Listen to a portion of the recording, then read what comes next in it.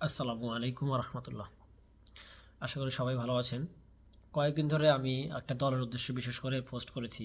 আর সবাইয়ের বুঝে আসছে কিনা জানি না, কিন্তু যাদের গায়ে লাগার কথা তাদের গায়ে ঠিকই লেগে গেছে।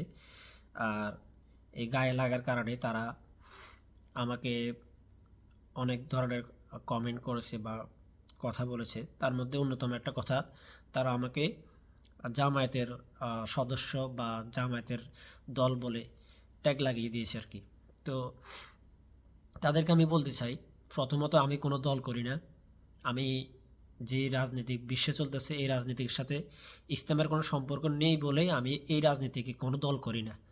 কিন্তু আমি মন থেকে আশা করি একজন মুসলিম হিসেবে, যদিও এটা গণতন্ত্রের মাধ্যমে নির্বাচন হচ্ছে, তো মন্দের ভালো হলেও কোনো একটা যাতে ইসলামিক দল ক্ষমতায় আসে, একজন সাধারণ মুসলিম হিসেবে আমি সেটাই আশা করি।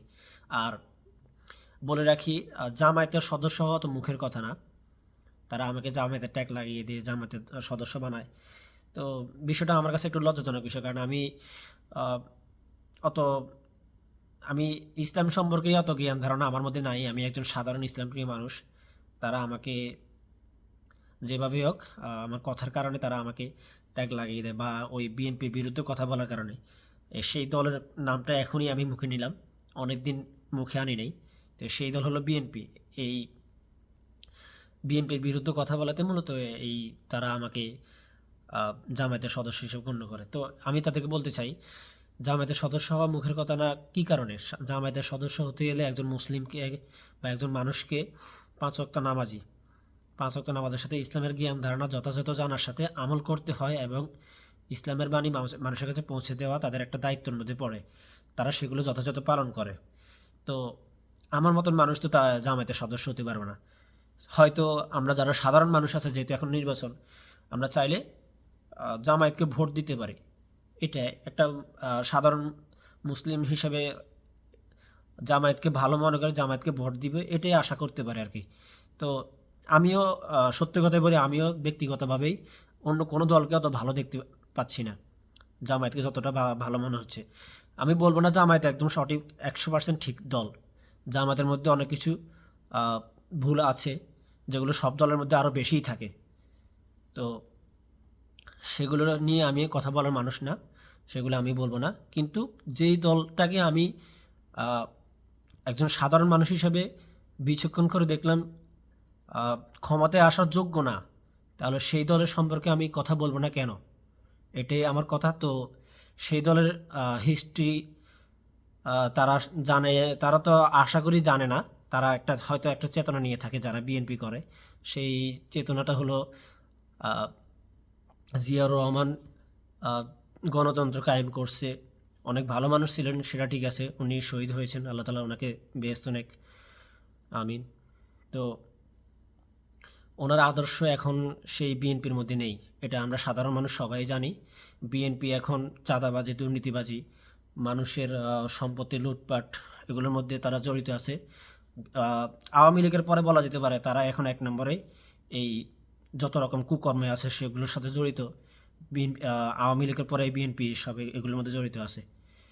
তো কি বলবো আর, তাদের অনেক নেতাকর্মী আছে যারা ইসলামী শাসনবিধান চায় না, সরাসরি অস্বীকার করে। এটা আমি অনেকবার বলে আসছি, কারণ আমার কাছে সবচেয়ে এই বিষয়টাই খারাপ লেগেছে। এই কারণে আমি বারবার এই কথাটাই বলি, একজন আহ, সাধারণ মানুষ হিসেবে আমরা তাকে ভোট দিব বা তাকে আমরা চাইব যে আল্লাহর বিধান বাস্তবায়নের উদ্দেশ্যে নিজেকে ঢেলে দেয়। তো বেশিরভাগ নেতাকর্মী, আমি বলবো 100%, আমি বলতে পারি, গ্যারান্টি দিয়ে বলতে পারি, বিএনপির বেশিরভাগ নেতারা আল্লাহর ইসলামী শাসন বিধান চায় না, সরাসরি অস্বীকার করে। আমি এটা 100% দিয়ে বলতে পারবো। বেশিরভাগ লোকই এটা চায় না। তারা এখন মুখোশ পড়ে আছে নির্বাচনের আগে, টুপি মাথায় দেয়। অনেকে আবার, অনেক নেতা আবার এমনও কথা বলে যারা বলে আপনারা, তাদের কর্মীদের উদ্দেশ্যে বলে আপনারা আগামী 12 তারিখ পর্যন্ত অন্তত কোনো চাঁদাবাজি করবেন না। এটা তারা বলে দেয়। আর এগুলোই আমরা সাধারণ মানুষ হিসেবে সেগুলোর প্রমাণ আমরা দেখতে পাচ্ছি। এরকম অনেক ঘটনা আছে। কয়টা বলবো? এই যে কয়েকদিন আগে বলতে 2 দিন আগে সম্ভবত একটা পুলিশ যে ছাত্র দল করতো, তো সে হাদিবের হত্যা বিচারের জন্য যে মানুষগুলো রাস্তায় দিনের পর দিন ছিল, হাদিবের হত্যার বিচারের দাবিতে তারা রাস্তা নেমেছিল। তো তাদেরকে লাঠিপেটা করে মারধর করে বলে আয় হাদির লাশ নিয়ে যা। সেই লোকটা কে? সেই লোক না, এরকম অনেক মানুষ আছে যারা ছাত্রলীগ ছাত্রদল এখন পুলিশে যোগ দিয়েছে।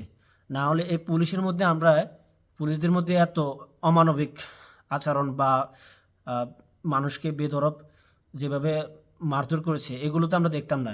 কারণ এরা আওয়ামী লীগ এখন বিএনপির সদস্য না হলে এরকম করতো না। এরা দেশের ভালো চায় না, মানুষের ভালো চায় না।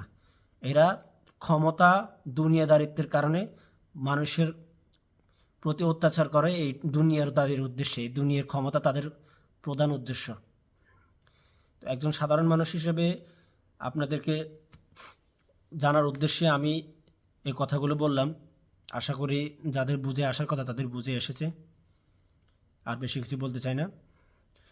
আল্লাহ তাআলা আমাদের সবাইকে হেদায়েত দান করুক, আর যোগ্য ব্যক্তিকে বিবেচনা করে তাকেই ভোট দেওয়ার আহ্বান জানাই। এতটুকুই বলা।